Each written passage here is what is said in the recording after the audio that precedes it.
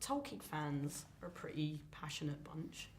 How's the reaction been since the first film? Now we're into the second one. I think it's been largely positive. I think there's a group of people that enjoy the deviations, and I think there are a group of people that just only want the book. But this movie's for everybody, and it's Peter Jackson picking up the book and telling a really great story. And yeah, it gets a lot of excitement from the fans, because I think he keeps them engaged throughout the filming process, right from last year to this year. He drip feeds them some little treats all through the year.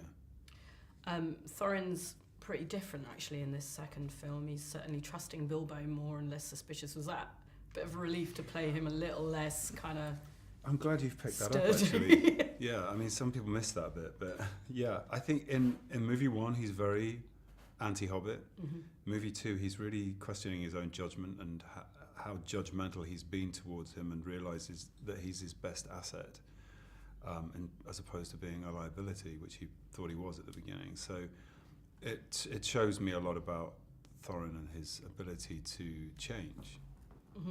You have that great scene as well on Durin's Day when you're about to open and get into the mountain and open the secret doorway and stuff. How was that to film that? Because it's kind of quite a moment for Thorin, isn't it? Well, everybody loves a secret door, don't they? I love a secret door, I love Richard. a secret door. I've got loads at home. Yeah, you probably have. You just don't know. It's kind of a spiritual moment for them, you know, coming home.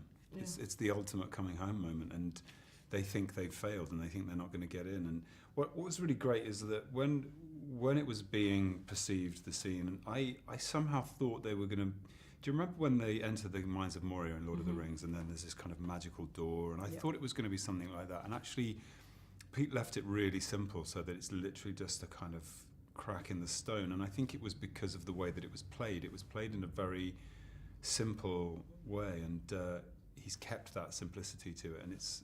I mean, you just have to look at Balin and the way that he's just in kind of an emotional state, and that tells you what it means to the dwarves. My favourite scene was the barrel sequence, which is something I think all Tolkien fans have been waiting to see. How was that to shoot? Because it looked like a bit of a laugh, actually.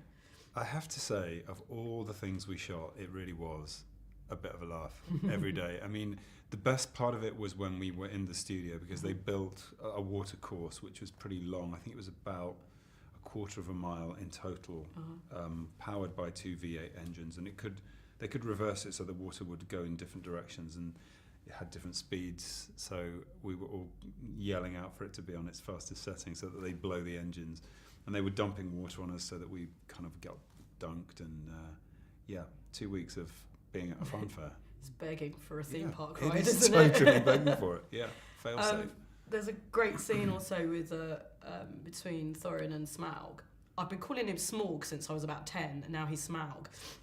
Did you actually get to have any kind of interaction with Benedict Cumberbatch? Because, I mean, it's not just a voice, is it? He's done the whole thing a little bit like Andy does with Gollum. Yeah, I mean, there was... capture and stuff. I think I was one of the only actors that actually did get face-to-face with him.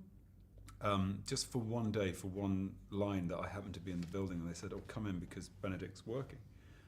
So I did, and it was really useful to me, because then I had to shoot a scene in movie 3, which we'll talk about next year, where, we'll talk about that next year, but it was very useful for me to see how he was physicalizing the dragon.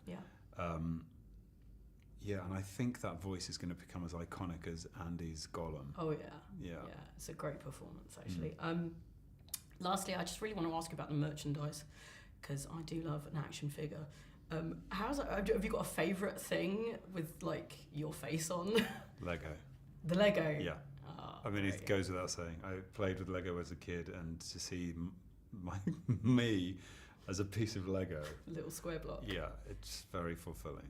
Wicked. Thank you so much. Thank you. I'm sorry that I belched in the middle of one of those lines. That's okay. That's okay. I've done far worse.